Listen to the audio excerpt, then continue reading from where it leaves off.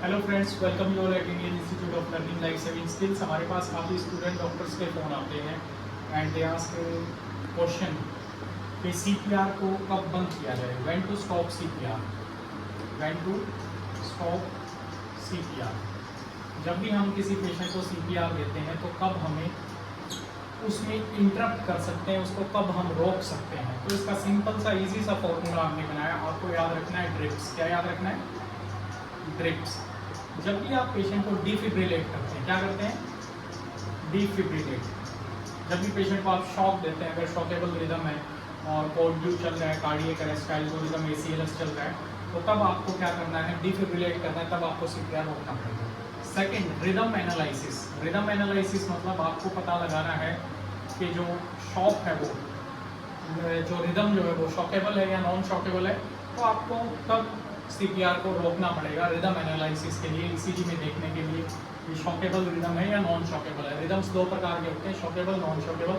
जो शॉकेबल है वो है पल्सलेस VT और वेंट्रिकुलर फिब्रिलेशन। जो नॉन शॉकेबल है वो है पल्सलेस इलेक्ट्रिकल एक्टिविटी और एसिस्टोलिन का हम कभी फिर डिस्कस करेंगे। जब भी आप पेशेंट को इंट्यूबेट करते हो, एक्चुअली इंट्यूबेशन प्रायोरिटी नहीं है। अगर आप स्किल्ड नहीं हो, अच्छे से ट्रेन नहीं हो, तो इंट्यूबेशन प्रायोरिटी नहीं है, रोस का आपकी प्रायोरिटी है, रिटर्न ऑफ स्पॉन्टेनियस सर्कुलेशन। इसलिए आपको इंट्यूबेट नहीं करना है जब तक आप बैग एंड मास्क वेंटिलेशन अच्छे से कर पा रहे हो।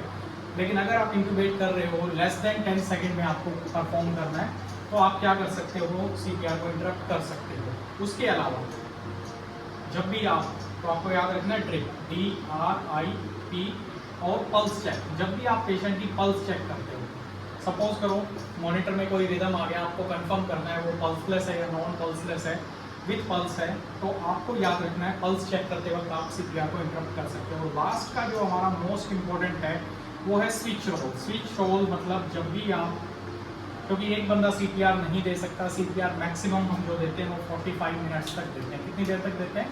45 मिनट्स तक हम सीपीआर देते हैं। तब तक रोस्ट ना आ जाए या फिर पेशेंट को हम डिक्लेयर ना कर दें,